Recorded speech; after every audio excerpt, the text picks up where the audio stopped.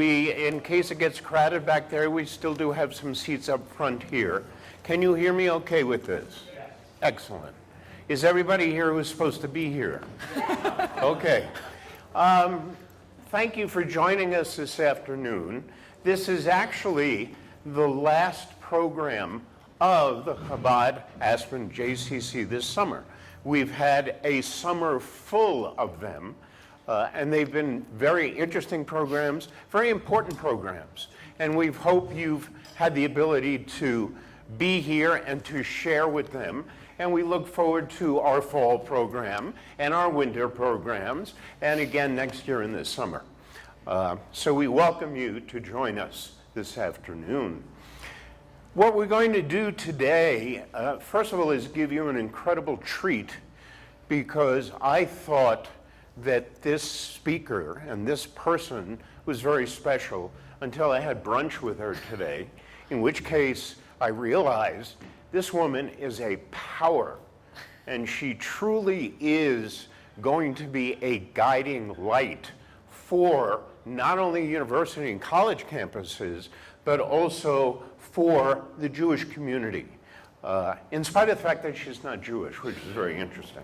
So I'm going to give her a bit more of an introduction, but first we're going to show you a 15-minute clip called Crossing the Lines 2. It is part of the full movie Crossing the Lines 2, but this 15-minute clip will give you a delicious feeling for what is going on college and university campuses across the country.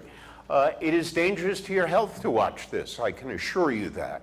But nonetheless, we will ask you to get a context to which Chloe Valdary is going to address when she begins speaking.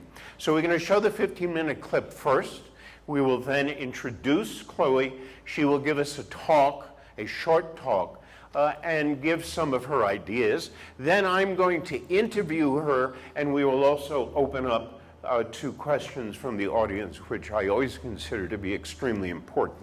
The birth of this whole conference setup that I've been involved with is called Aspen Counterpoint, to try and bring a somewhat different point of view to the Aspen community than we had been used to. We've really done that quite well, because we now have many different points of view in the Aspen community. So we are happy that you're here, and we hope you will enjoy this program this afternoon. So let's begin by showing the movie, please.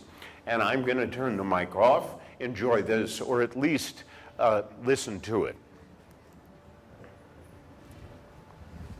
For this event, and for Aspen Counterpoint events in the past, we have brought in very interesting people, such as Chloe, and we foot the cost for it. And we have sponsors of this program this afternoon who really have made this possible. And I would like to name them so we can thank them before we continue. Kimberly and Brad Schlosser, Barbara and Gerald Hines, Barbara and Don Rosenberg, Sharon and Eddie Kessler, Golda and Shelley Friedstein, Elaine and Marvin Rosenberg, Lori and Larry Winterman, Elaine and Bob Blatt, Kathy and Gerald Grayson, Julie and Dennis Ratner, along with my wife Judy and I. So we thank them greatly for their support for this program. Thank you.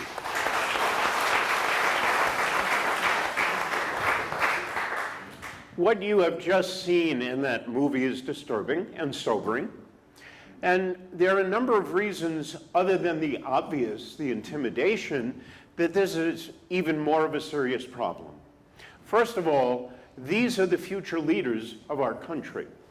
This is where our leaders come from, the university and college campuses. This is a large problem, and we even see a little bit, depending on how you feel politically, about where we were in the 60s and those folks who are leading us today. But this kind of environment on college campuses can be disturbing way down the line.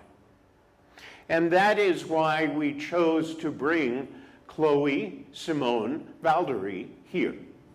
I'm just going to give you a very brief introduction because I want to bring out her upbringing and her history when I'm sitting and talking with her and questioning her, because it really is fascinating how she got to where she is, both emotionally and Zionistically, if you would. She was recently graduated from the University of New Orleans, UNO, which has nothing to do with Pizzeria UNO, I'm assuming. And she was a major in international studies, and then received a fellowship to the Wall Street Journal, where she is writing and studying and learning with a speaker who has been here, a really excellent journalist, Bret Stephens, who spoke with us 2 years ago.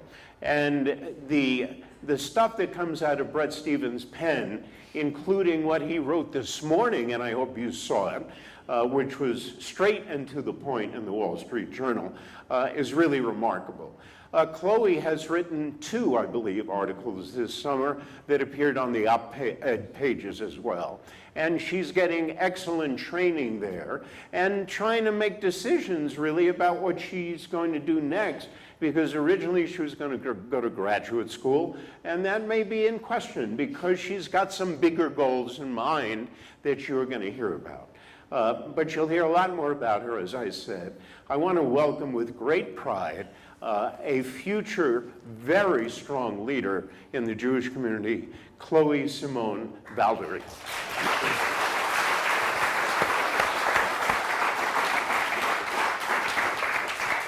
Thank you. Can you hear me? Yes. Okay, awesome. Thank you so much to the sponsors and to the community for welcoming me into your home. This is my first time in Aspen. Really excited to be here. Obviously taken aback by the great expanse of mountains that I woke up to in my hotel room this morning. So thank you so much for having me and welcoming. I'm going to start by saying that what you just witnessed on the television screen is really a symptom of a larger problem. And the problem is actually composed of 2 parts.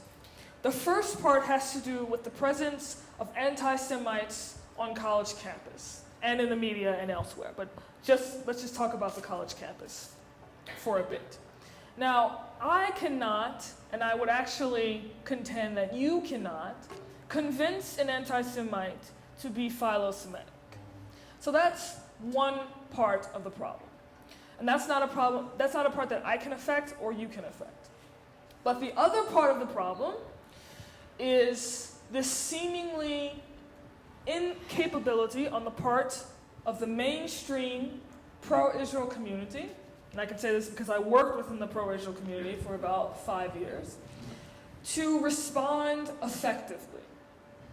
And that problem stems from a very simple issue, and that is that we do not understand what Zionism is fundamentally about.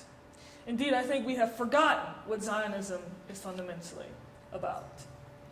Israel is not a political football team that we, from time to time, cheer on as bystanders watching on. Israel is not a political football team. And Zionism is not about having, and this may be controversial, but I'm here to dispel some myths. Zionism is not about having a place of refuge for Jews to escape persecution.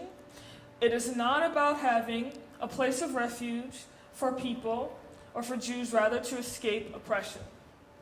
I think Zionism, first and foremost, is a love story between a people and their land, between a people and their traditions, between a people and their culture. And Zionism was the answer to 2 questions posed throughout Jewish history. And the first question was posed not through the Shoah, but actually posed in the aftermath of the pogrom at Kishinev. And this was in 1903, or 1803, 1903 actually. And Chaim Bialik, who went on to become Israel's national poet, wrote his probably most famous poem called In the City of Slaughter. And in The City of Slaughter, Bialik critiques what was at that time this perpetual inclination to Jewish passivity in the face of oppression and persecution. There's actually a scathing section in that poem whereby he laments the fact that when Jewish women and Jewish daughters and Jewish wives were raped, the Jewish men hid in the back. And after the rape was over, they stepped over their wives and their daughters and said, "What miracle?" And the miracle was that they have remained alive.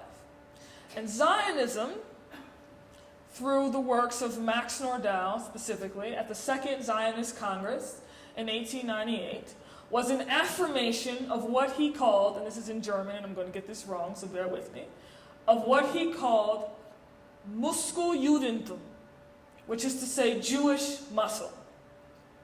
And it was only through the empowerment of the Jewish people that the Zionist dream could be realized.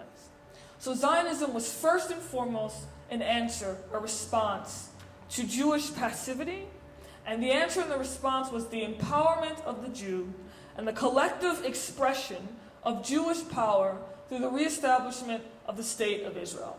And just to give you an anecdote about how this is still relevant today, I was in New York a couple of months ago at a speaking engagement, and I was at this woman's house, and we were discussing Jewish libels, or libels against the Jewish people that had occurred in the past, and that still remain relevant to this day. And one of the libels is, of course, Jews have too much power. I'm sure you've heard that before.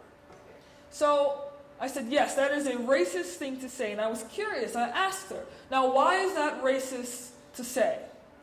And she responded, and I've heard this response several times. She responded by saying, oh, well, it's racist because it's not true, it's just not true. And I said to her, and I'll say to you today, that that's not why it's racist. It's racist. The concept or the idea that Jews have too much power is actually racist because of the implicit suggestion that Jews should not have power. It is because of the implicit suggestion, by logical extension, that Jews should be powerless. And Zionism was in part an answer to the idea by the expression of collective power through the State of Israel. So that's the first question that Zionism answered. The second question that Zionism answered, and continues to answer as long as the State of Israel exists, the second question was posed in 1762, before America was even established, by Jean-Jacques Rousseau. And this question was implicitly posed. Jean-Jacques Rousseau wrote in one of his books, I do not know the reasons or the answers as to why the Jews should not have a state. It is only when they have a state that we will know what they have to say. Israel and Zionism is about giving a platform to the Jewish people to say something to the world. And I would submit to you that the Jewish people have something to say about tradition, about culture, about religion, about family, about love, about concepts of loyalty, about statecraft. The Jewish people have something to say, much like the Poles and the Italians and the Russians and all other peoples who have a state. That is what Zionism is about. It is the celebration of the empowered Jew who contributes to the continuity of his people. It is the celebration of a tradition rooted in an ancient tradition and a narrative rooted in ancient tradition. And it is the celebration of, as Abba Eban once said, a memory, a peoplehood, a civilization, an identity, a world of thought and spirit and action. And until we begin to have a conversation rooted in the celebration of a people on college campuses and in the world at large, certainly in America, until our conversations on college campuses begins with that, we will not win. And just to clarify and clear things up, we are not winning right now on college campuses. And arguably, in the media. We're not winning at all. And so I would suggest that we need to have a shift and a change in the way we talk about Israel and the way we talk about Zionism. And I can actually give you a story about how this shift, we experimented with this shift at Tulane University, and it worked. Now you may be wondering, and I'm sure we'll talk about this a little later, you may be wondering about how I got involved, how I as a non-Jew got involved in this. I was born and raised in New Orleans, Louisiana. I grew up in a very atypical Christian family. I grew up observing Shabbat and keeping kosher style and keeping the holy days.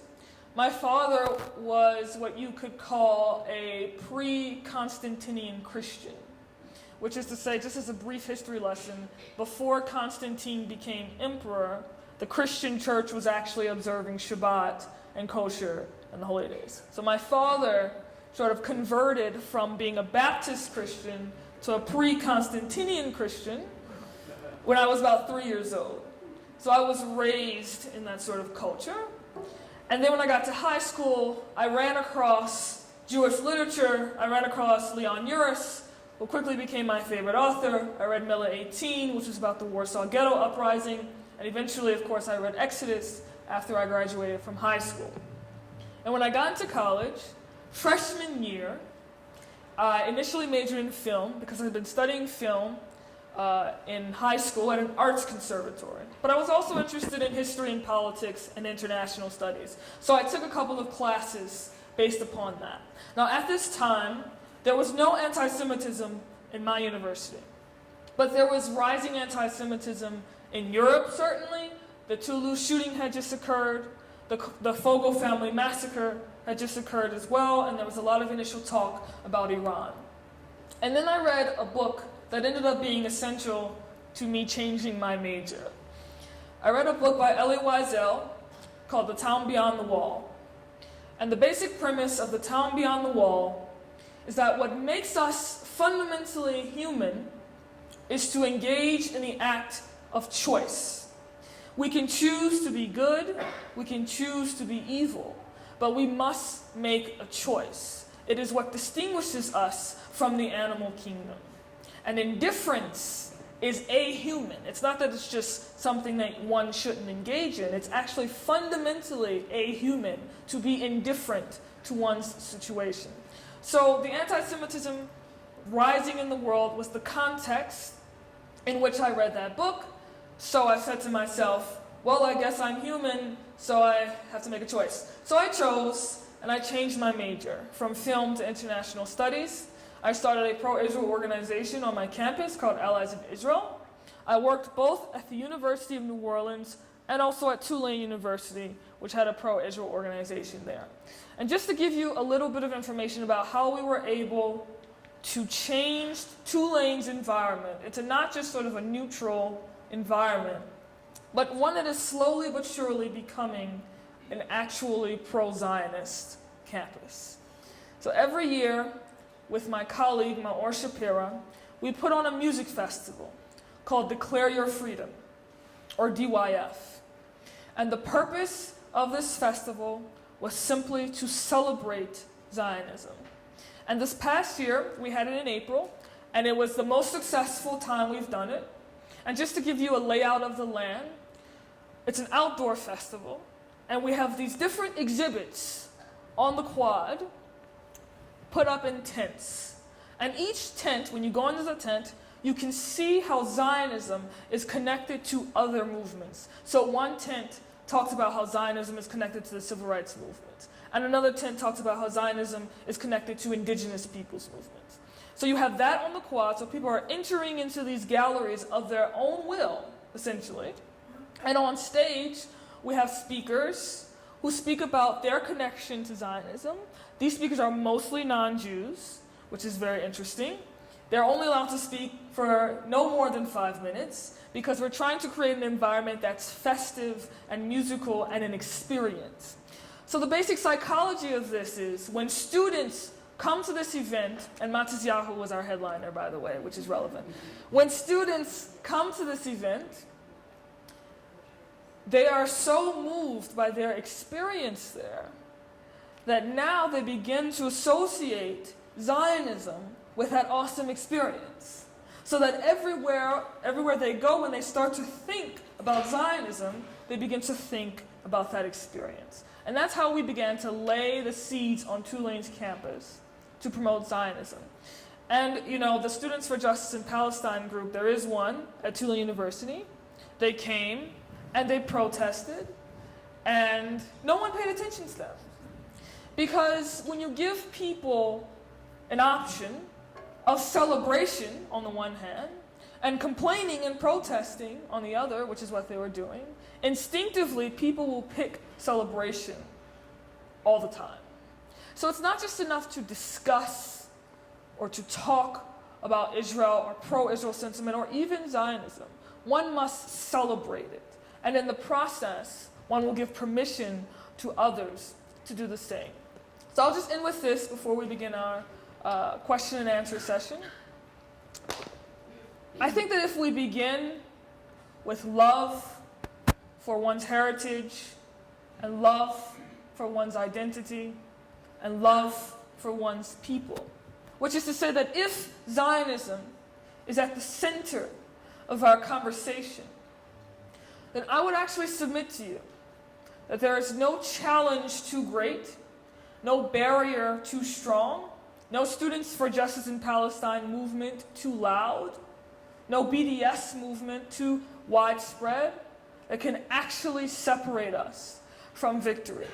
Because there is no reason why Zionism as a movement, which inspired millions of people to flock to the movie theaters in 1960 to watch Paul Newman play Ari Ben Canaan on screen, which inspired Salvador Dali to do a 25-piece dedicated to the reestablishment of Israel, which inspired Dr. King and Coretta Scott King and Rosa Parks in their struggle for civil rights, which inspired singer-songwriters like Nina Simone and Bob Marley and Billy Joel. There is no reason why this same movement cannot now inspire another generation.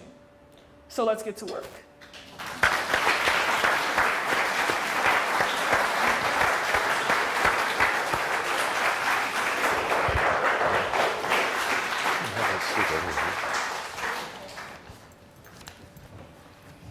No, you're going to sit over there. Of course. They put the microphones on one side, so we've got to react to that side. I also want to tell you that we are having cocktails after the presentation for the sponsors.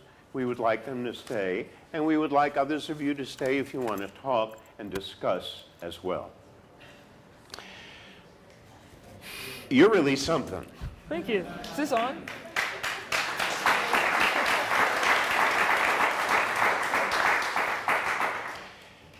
Tell us a little bit, you briefly told us about this pre-Constantine Christianity.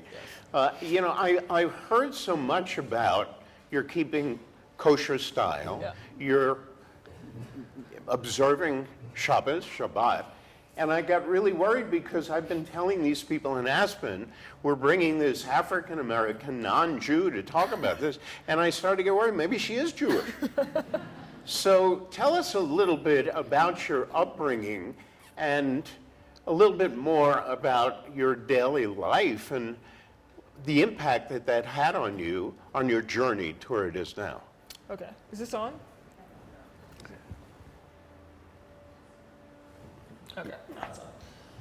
So like I said, I was born in New Orleans, and I really didn't realize that it had an impact on my life until I started looking back in retrospect.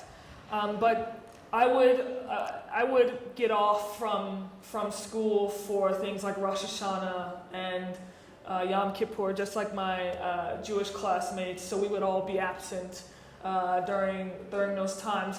I do have to say that something that I think affected my life was my family's emphasis on Sukkot. So this is an interesting story. I think Sukkot in my family might be like Hanukkah to some people. For Sukkot, you know how you're supposed to like not live in your own home and you're supposed to live in another structure. Well, my parents and the church which I attended took it up a notch, and we left the city and we went to Panama City Beach and we stayed in condos for a week. That's the origin of Sukkot. So I literally grew up doing that. I've done that for 21 years. This will probably be the first year that I haven't done that. So that certainly had a profound impact on my life, and I think hinted at the centrality of that religious experience in my life, because my parents were very clear with the teachers and the professors that yes, we are leaving for a week in the middle of fall, and we'll do our homework and we'll get it back to you, but we're going to Florida. So that certainly, I think, is an indication of its effect on me in terms of, like I said, the centrality of the religious experience. Now, you told me something at brunch that it was a bit surprising to you when you interacted with the Christian students at your school, which, by the way, was a charter school. Well, yes. Well, by that time, it wasn't surprising. In elementary school, it was surprising because I initially thought that this was like the normal Christian thing. Like I thought, oh, all Christians do this. We're mainstream. And then when I was duly told by many in the Christian community that that's weird and we don't do that, then I began to realize that they were mainstream and what we were doing was definitely different. You were outliers. Yes. Okay. Now, you went from high school into college. Weren't many Jews at University of New Orleans? No, there are one or one two, Jew. maybe. I think there actually might be more now. But freshman year, sophomore year, there was it was non-existent. So where do you come off? Being in University of New Orleans, one Jew, where do you get the chutzpah to decide, I'm going to stand up for Israel? I mean, how did that come about? Well, as I said in my speech, it in part had to do with reading that book by Elie Wiesel, but I think it was sort of the culmination of a lot of things which had happened in my life. But also it was just in part acknowledgement of the fact that there was no anti-Israel activity on my campus. There was no BDS movement. There was no SJP. I just thought the Jewish story was amazing.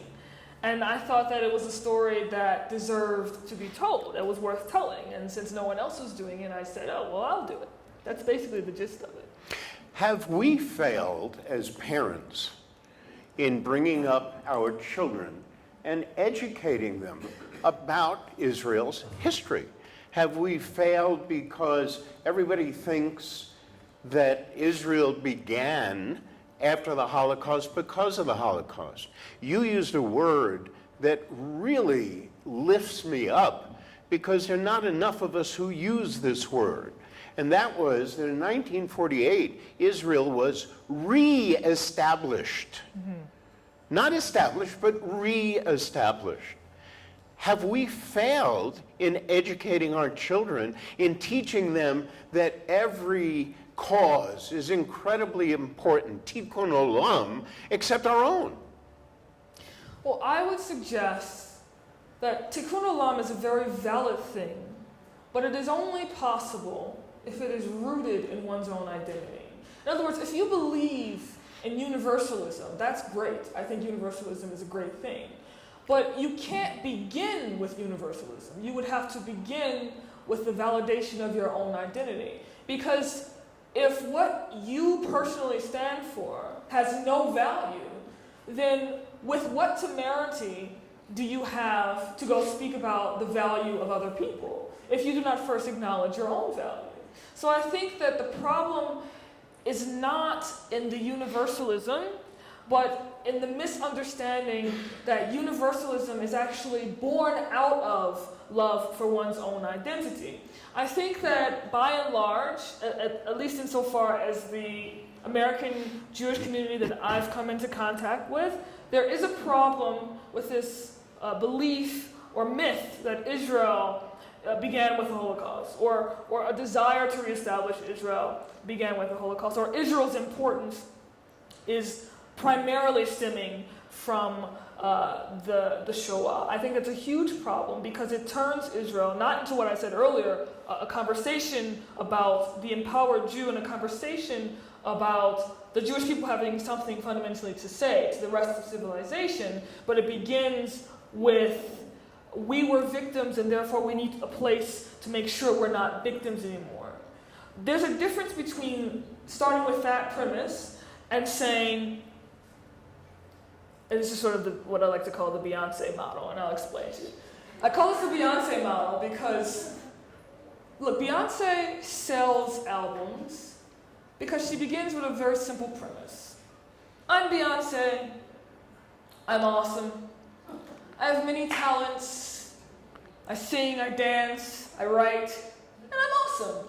And I know I'm awesome, and you know I'm awesome, so let's just get together and celebrate my awesomeness. That is the Beyonce model.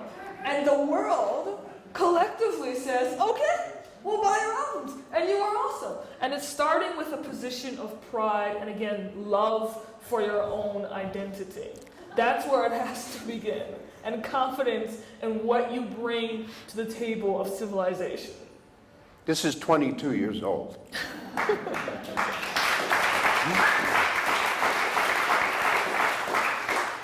Okay, hotshot. What do we actually do about it? We see what's going on campus. Mm-hmm. We want to, as you're saying, enhance Jewish students' feeling about themselves.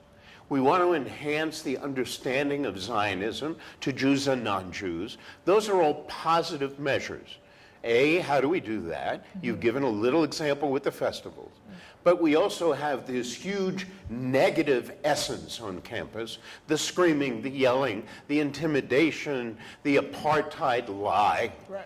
How are you going to counter this? What are your plans? Is there some grand scheme that you have?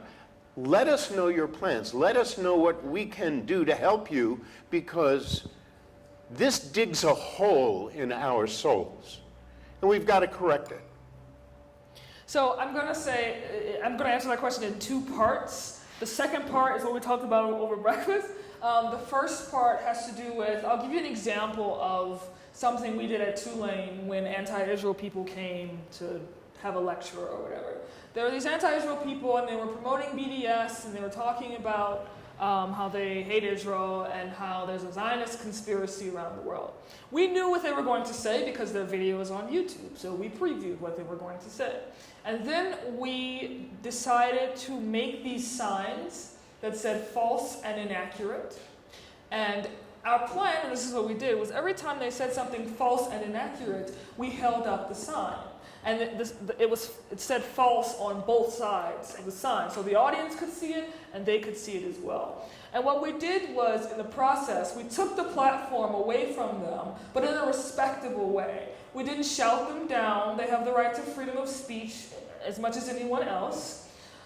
But we made them feel uncomfortable enough that they don't want to come back to Tulane University. In fact, at the end, the audience was questioning what they had heard. They were saying to themselves, I'm not exactly sure if that's true. We heard them questioning what they had heard. And also we heard the speakers say to SJP, you guys really have a hard time here. And that's exactly what we want. We want the acknowledgement of our opponents, that when they come to Tulane's campus and if they intend to promote anti-Zionist activity, they will have to deal with a force to be reckoned with. So I think that there needs to be more of that sort of activity on college campuses, and it seems to have at least worked at Tulane. Now, to answer the question about what I plan to do, I am going to build a multimedia empire that is going to sell and tell the Jewish story to American mass audiences. I am dead serious about this. This media empire will follow the business templates of two entities. One I already discussed, which is Beyonce, and the second template will be Nike.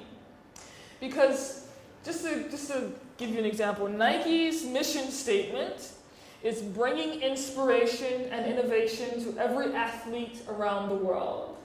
Nike sells inspiration first and foremost. It does not sell tennis shoes. It sells inspiration. We want to be inspired, therefore we buy the tennis shoes. That's how human psychology and marketing works. So I'm going to combine these two approaches to marketing, and I'm going to build an empire. And what that will consist of will include ad campaigns. The ultimate goal is to get them in Times Square, and yes, I'm also serious about that as well. It will include some sort of product placement. Some of the things I want to do, and this goes back to the psychology behind our festival, is to begin to have people associate Zionism with certain amazing experiences. So I would like to open up a string of bars, for example, first starting in New York. These bars will be called Zion, because why not? And in this bar, you will walk in and you will have an amazing experience that you cannot experience in any other place. And there will be Israeli-themed things around this bar, and there will be awesome music, and there will be random pictures of Bob Marley. There's a great picture, by the way, of Bob Marley. For those of you who don't know, he's sitting back, and he has a high necklace around his neck. His father was a Syrian Jew, true story. And so there will be those types of things, and you will have certain experiences when you walk into these places. So I'm thinking bars, nightclubs, restaurants, and eventually, like I said, product placement. I believe that the foundation will start in New York, but I hope to spread it all across the country. In addition to that, I'm going to work on spreading our festival on multiple college campuses as well. But this is what I plan on doing. I think that this will be my life's work. And yeah, that's what I'm going to do.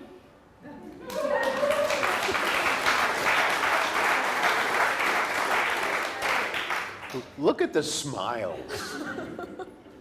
Look at the smile. This is a woman who is speaking with confidence about what she wants to do. It brings me to tears, but I'm a sucker. I fall in tears all the time. This is the kind of experience we need to get out into the open, not only on college and university campuses, but across this country, and extend it to the story of Israel that comes from Israel. Talk to us just a little bit about Hasbara. Okay, so Hasbara, essentially, and correct me if I'm wrong, it means to explain. Yeah, more or less.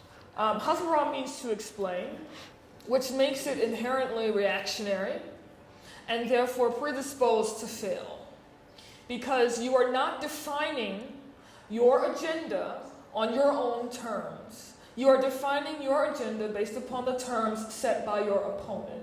And what you are doing is you're being engaged in a continuous feedback loop, whereby everything you do is contingent upon what your opponents do. And you cannot win that way.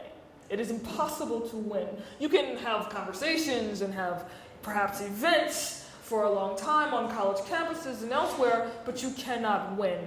And just for the record, to me, victory looks like what I described earlier as Tulane University, whereby the campus is not simply neutral, and the campus is not simply uncomfortable with anti-Israel activity. The campus atmosphere starts to take on definitively a pro-Zionist atmosphere, whereby you have people, and this happens, by the way. Tulane, at the festival, we gave away free tank tops, and on the back of the tank top, the definition of Zionism was plastered. And so you have students walking all over campus, exhibiting a t-shirt that they own now, and they're taking self-ownership of, which is expressing celebration of Zionism.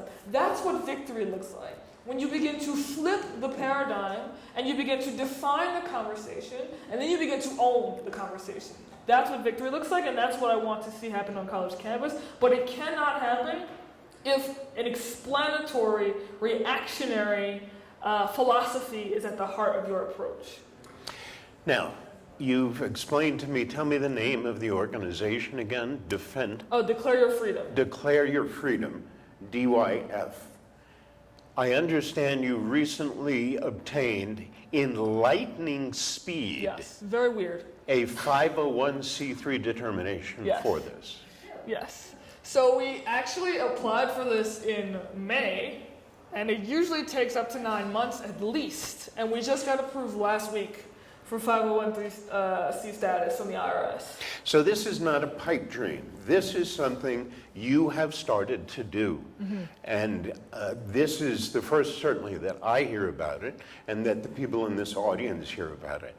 And what we're going to do is talk up amongst everyone our ability to support your dream. Because it's not just a dream, it's a reality that you have started with and now you're formalizing. Before we take questions from the audience, what are you going to do with the Wall Street Journal? I mean, you've done so well there. You have such a mentor as Bret Stephens. Where is that going to fit in? Are you going to have time for both? Or are you going to have to make a choice? I will make time. No, I will make time. But so this isn't set in stone. There is the fellowship is summer long. It's supposed to last only the summer. There's a strong possibility that it will last past the summer, at least for the next 9 months. In which case, we will be probably working on a top secret initiative that is curiously related to everything we're talking about right now. And that's all you can say. Let's take some questions, please. And I'm going to ask you to speak real loud into the mic. Yes, I was wondering. Hold it right up to your I mouth. was wondering if here or on the Tulane campus you had seen inside Israel. Please hold it right to you. I was wondering, since I'm from the same town as Amy Holtz, have you seen inside Israel? Because we've showed it a great deal in Philadelphia and at all the synagogues, Jewish community centers. I have seen it. We actually showed it at the University of New Orleans. There'll probably be a screening of it next year at Tulane as well. Real close. You're emotional. You are touched by this. Like you, Friday. Chloe, that was extraordinary. Thank you. Really great. A few weeks ago, we were faced with a situation, and I asked basically the same question. It was all about the Iran deal and what should we be doing, and basically I was told, just call your representatives. And I didn't call nonstop my representatives, they don't pick up the phone anymore. But that's what I want to ask you. There's about 100 people here. If you were to say now, what is your wish right now that we all went back home and did what about this? About Iran. No. Iran deal. About what's going on in campuses around the country, and it's even going on with some governments in Europe, like Sweden, where the same BDS was passed. What do we do today? 100 people here can go and do something right after this to support what you are trying to do. What would we be? It's a great question. I think first and foremost, if you have children or grandchildren, and you might want to write this down, you should give them the following book list. Let me know when you're ready.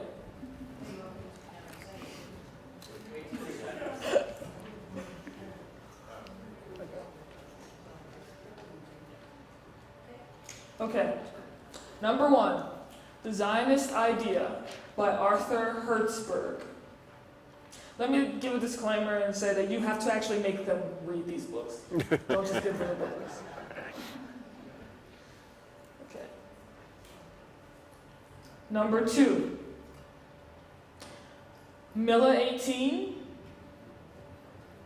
and Exodus by Leon Uris. Number 3, My Glorious Brothers by Howard Fast, which is about Hanukkah, basically, the Maccabean Revolt. Number 4, The Deed by Gerald Frank, which is arguably, believe it or not, better than Exodus, and shorter than Exodus, but better than Exodus. And I'd say Rome and Jerusalem by Moses Hess. Rome and Jerusalem by Moses Hess. So these are the books that I read in sort of like into freshman year and eventually sophomore year that were certainly instrumental in me, in my success, in my being inspired to actually act. One more, which I mentioned in the talk, The Town Beyond the Wall by Elie Wiesel. So go home, tell your kids, tell your grandkids to read these books, and then after they read these books, or while they're reading these books, you should also be reading them. And then you have a conversation with them about what they thought, about what they took away, and how what they took away will affect their actions in the future. Now, I could also tell you, obviously be tapped into the news and understand what's going on and be current, but this part is crucial because you can cultivate and you can affect the way the next generation thinks about Israel and thinks about Zionism if they have these lists of books to have an actual context in which to discuss. Now, your whole generation is based on social media. Yes. Are there things they can do social media-wise? Oh, yes. So, if you're interested in following me, I have a page, Chloe Simone Valdary, on Facebook. You can, Chloe Simone Valdary, just my name. Can you spell your last name? Yes, Valdary. You can also follow me on Twitter, which is @CValdary. So that's the extent of my social media presence. Really follow that page on Facebook because I created this series called the Empowerment Series, and I'm very much into marketing from an ad perspective, and so I've designed a lot of ads that I think you would find interesting. And these ads are all about promoting what I talked about earlier, this empowerment, this idea that Zionism is cool and Zionism is something that everybody should buy into. So. Yeah, I would recommend definitely having kids and grandkids dial into her. Let her get it done with them. Question. Hi, I'm Dennis Ratner. I want you to remember my name. From Hi, Washington, Dennis. D.C. How are you? You spoke very passionately about everything and very charismatic, and I for myself am very, very attracted to what you had to say. That being said, with your vision globally, how can you hone in on really what is your needs as it relates to organization? If you're going to have this as a mission, and you're going to take this in the various communities across the country to all the college campuses, I would assume you're going to need an army of organization and support and financial support. Can you describe a little bit of what that means to you without me expanding it and giving you my version of it? Okay, sure. It's a great question. I will certainly need a network of like-minded people who are smarter than me and who have experience in places like the business world and in areas like marketing and things such as that type, that will be able to guide me in the right direction. So people who already have experience in being successful in this type of endeavor, I certainly need on my team. I have a meeting next week with a couple of people who might be able to push me along or move me along, people who are associated with an ad agency who are considering taking up this very project. But apart from that, I need financial assistance as well. I need people who have had experiences with putting together successful business plans. I need people who are interested in art and design and things of that nature, because this is certainly a business that will be based upon persuading people through visual aspects, which is super important, and we don't do that enough in the pro-Israel world. We like to have a lot of academic conversations and word-based arguments, but we don't do enough with regards to the visual, and our enemies do that a lot and are very successful at that. But I'm very curious to hear what your version of this would look like. It's Dennis, right? Dennis. And you'll do that right after. Thank you, Chloe.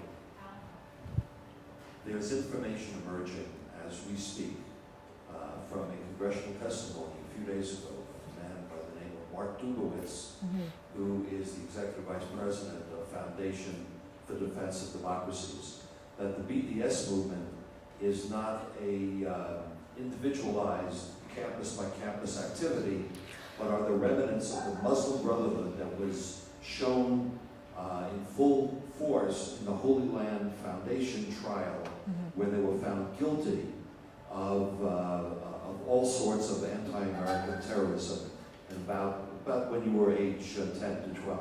So it was a while ago. The group is the Islamic Brotherhood, or the Ikhwan from Egypt, and the people at the Foundation for Defense of Democracies will be coming out with a report sometime this fall, identifying who the leaders are on a national and international scale who are funding this anti-Israel, this anti-American propaganda. Would you comment, because you likely know about this? Are you able to comment? Well, I am able to comment to the extent that I'm very familiar with FDD's work.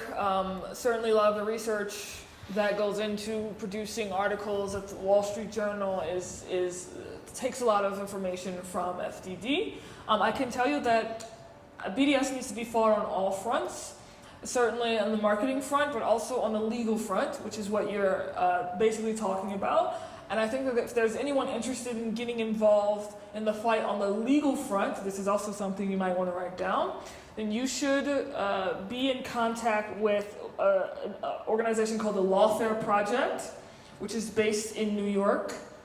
It's run by one of my very good friends. Her name is Brooke Goldstein.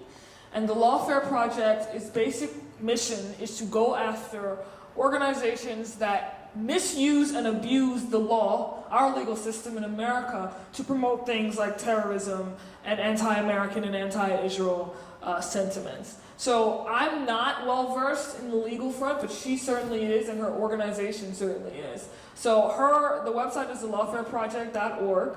So they have updates every week, and if you get involved with them and you're interested in fighting the legal front, you can certainly make a difference. By the way, they are part of Middle East Forum. They're under the umbrella. Yes. Hi, Chloe. Hi. It's Susie Diamond. I have Closer, questions. Susie. Oh, can you hear me? Yeah, Yes. that's right. In regard to the existing organizations that exist on campus, Mhm. like Hillel, or you have the APAC interns, and you also have the Brofman Fellowships and the Davidson Project, have you been in contact with any of them? Have you had any communication or had the opportunity to meet any of the people that are involved with those groups? So I can speak to a certain extent to some of those groups. There's a Hillel at Tulane University. Didn't really want to get involved because they didn't want to be political, and they associated being political with controversy. So they didn't want to get involved. I am familiar only by name, by word of mouth, with the David Project. I'm not familiar with the other one you mentioned. Are you familiar with APAC? Oh, yes. So APAC is more it's a lobbying organization. So all of its interns and all of its student organizations are in the business of lobbying political, or that is what they claim to want to do. But they don't, in my experience, certainly not at Tulane, they by and large don't get involved in the other aspects of activism. And that's been my experience and the experience of a lot of my peers for a while. So they like to write letters to their senators and Congress members, and they are engaged on that front, but they're not involved in activism because they also sometimes say that might be mutually exclusive with their involvement with APAC. Make sure it's a question. Hold it up. So, first of all, I think I'm not one of the people that's smarter than you in the room. I've just spent more time making mistakes. I'm familiar with David Horowitz Freedom Center, which is also working on what you're doing, and Ben Shapiro, who I think is also working on this, and would be happy to help with that if you need any, if you need to contact them or need any way to get into there, which you might already be doing. Also, if you're selling stock in your company, I think there's a lot of people in this room who want to buy, and we'll help you a lot. And there are a lot of folks here who can be a lot of help for you, and I think a lot of people here, after hearing you, would be willing to do that. So you can comment on that. Well, thank you. So I actually know Ben Shapiro. Ben Shapiro used to be technically one of my bosses. I used to write for Truth Revolt when it was more active. But I think that most of these organizations, and I love these organizations, and I'm being very candid right now, love these organizations, but many of them, if not most of them, are existing within the paradigm that I described to you earlier, which is based upon Hasbara. And my organization will be based upon the idea that something else needs to be at the center. So I am more than willing to partner with as many people who want to be involved in this type of idea, but the philosophy that I described to you earlier is sacrosanct. In order for any of this to work, that must be, I think, at the forefront of everything. And I also want to make a distinction. There's a distinction between DYF and my empire. DYF already exists as a 501c3. My empire, I'm now starting to build from the ground up. I really have to come up with a name because it's really weird to keep saying my empire. But I'll work on that. Question. I love the idea of your empire and turning the conversation into positive. I'm curious how or if you're going to incorporate the story of Israeli innovation and its ability to solve problems for business and governments all over the world, and if and how that plays into your empire. Well, I admit I did not think about that. I certainly see no reason why not, but it has to be presented in a way, and I'm sure this is easily achievable, it has to be presented in a way that contributes to the cool. And I think it has to be a part of the larger conversation about what I talked about earlier when I said the idea of the empowered Jew, of the Jew who are having something to say to the rest of the world about the way things should or could be run, whether that be in terms of innovation, medical, etc., etc. So as long as the aspects of my empire contribute to that conversation, I'm willing to include anything. All right, we're going to take 3 more questions. So I just have a comment. So it's a little different perspective. So I made Aliyah a year ago today with my wife and 3 kids. And I think an important thing to recognize, there's the whole U.S. aspect, but BDS for Israelis is so demoralizing. And the Israelis feel so alone. So the efforts here are not just important, obviously, to fight the fight in the U.S., but Israelis notice when people stand up for them, and they feel very much alone. And obviously, they appreciate it when Jews fight for them, but when non-Jews fight for them, it's even more important. So thank you. But it's just important something to keep in mind.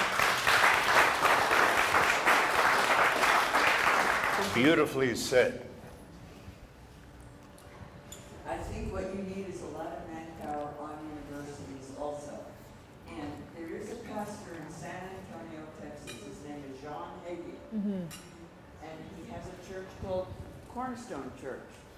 And for, I think, the last 12 years, he has formed an organization called Christians United for Israel.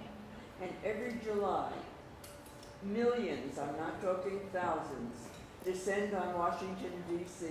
to talk to different people in government offices, such as senators and congressmen and higher-ups. And I'm wondering if you could somehow or other connect with them, because they have a division in Christians United for Israel, specifically for education of your view in universities, and you could get some manpower that way of other students to join with you that already are doing this, that will feed right into your wonderful mission. Well, thank you. So I actually John Hagee, do you know of him? Yes, I went to KUFI's annual summit for the past 2 years. I went this year as well. Brett Stevens actually spoke there. Very familiar with their work. They do great work. One of my mentors, maybe you've heard of him, his name is Dumasani Washington. He's actually based in California, and he works with them. KUFI has student organizations on campus, and they are doing great work. And there are many organizations on campus. My organization was actually sponsored by Camera, which also does great work. So there are many organizations out there who, again, I'm totally willing to partner with, as long as that philosophy, which I keep bringing up, is at the forefront of what we do. This will be the last question, but we're going to ask you to stay, talk with Chloe up front here, get more information. I can't tell you how special this individual is and her dream is, and it's not just a dream. Last question. Oh, it was hers. It's fine. It was already answered. Somebody else want to ask a question? Last question over here.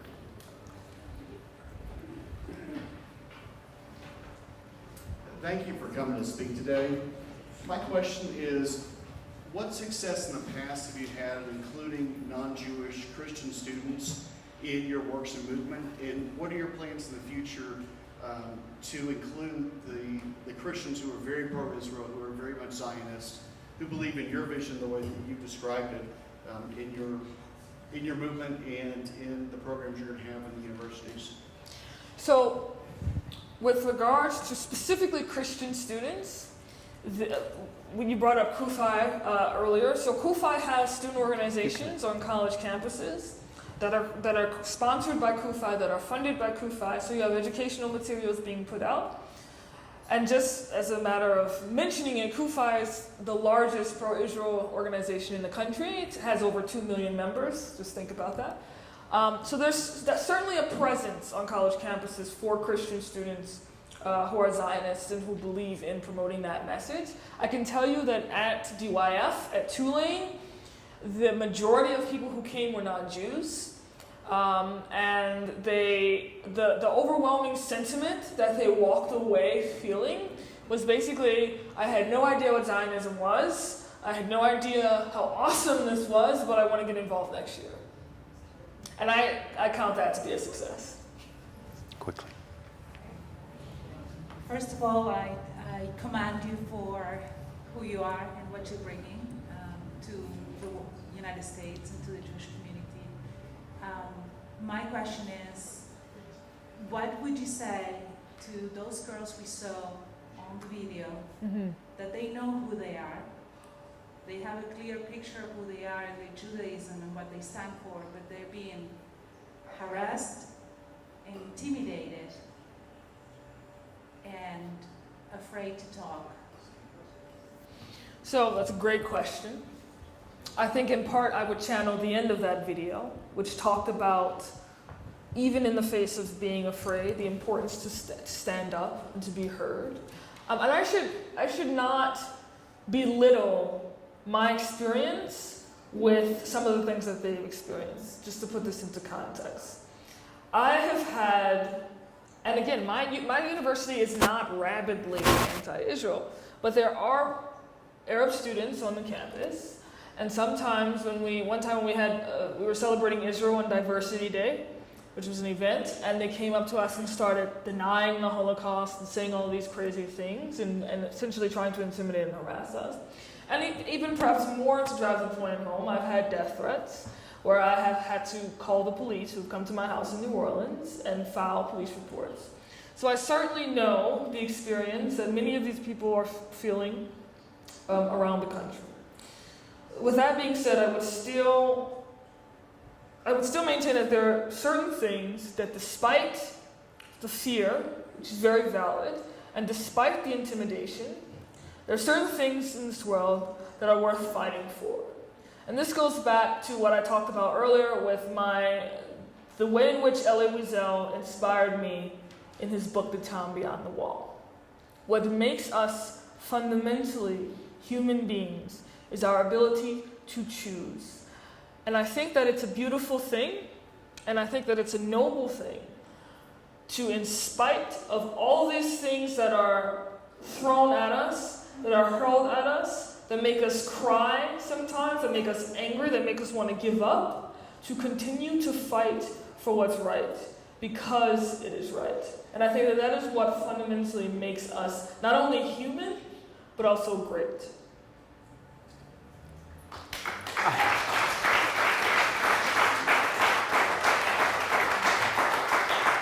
I really want to thank you all for coming. I want to thank Rabbi Mintz for building this beautiful building so we could have events like this, both sectarian, religious, both for Jews, for non-Jews. But most of all, I have to thank Chloe for coming here, for allowing us to hear this, and for letting us know that there is something we can do. And as far as I'm concerned, I'm signing on to Chloe and doing it with her, and I hope you will as well. Please stay with us, talk, meet. Thank you very much. Mazel tov. תודה רבה.